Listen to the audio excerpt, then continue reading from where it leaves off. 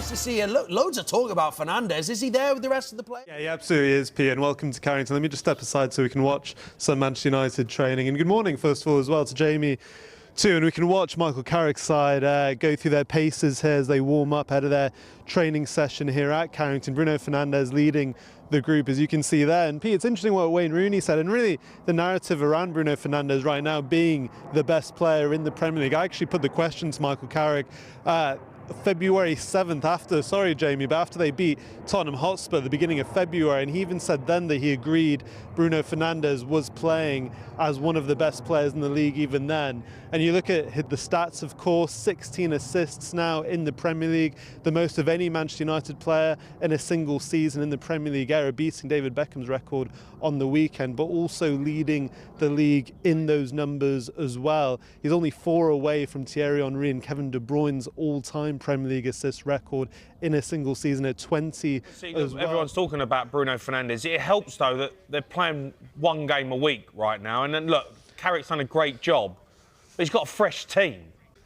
Yeah, he absolutely does, Jamie. But I think, you know, you could argue that it's the same team that maybe underperformed in the first part of the season against Ruben Amorim. And, you know, yes, they don't have as many games, but I don't know if you would agree. I think there can also be challenges when they've had gaps of 11, 12 days between games, and maybe those players not being as fresh, as being as match sharp between that, and only having training sessions between. But what I would say is, in this run of games, they've played incredibly difficult teams when you consider, I mean, we spoke just a month ago, Jamie, at a training session after the wins against Arsenal and Manchester City. So I think you have to appreciate what this coaching staff and what Michael Carrick has been able to achieve with this group of players. Manchester United's preparations for their upcoming clash with Bournemouth have taken on an intense edge as the squad trains under demanding conditions designed to sharpen both physical endurance and mental resilience.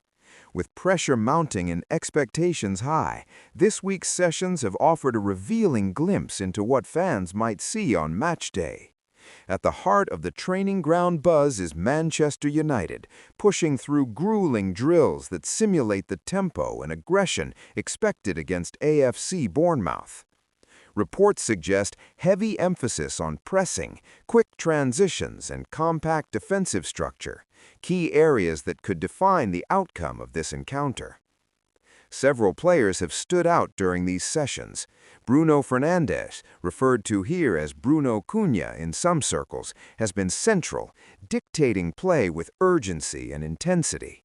His leadership in training hints that he will once again be the creative engine tasked with unlocking Bournemouth's defense. Meanwhile, new attacking threat Benjamin Šeško has reportedly impressed with his physical presence and clinical finishing in tight drills. If he carries that form into the match, United could have a sharper edge in front of goal, something fans have been craving. Another name gaining attention is Patrick Dorgu, whose energy and versatility have added a new dynamic to the squad. His work rate in difficult training conditions suggests he could play a crucial role, particularly in wide areas where Bournemouth often look to exploit space. But perhaps the most intriguing factor is the tactical direction under Michael Carrick.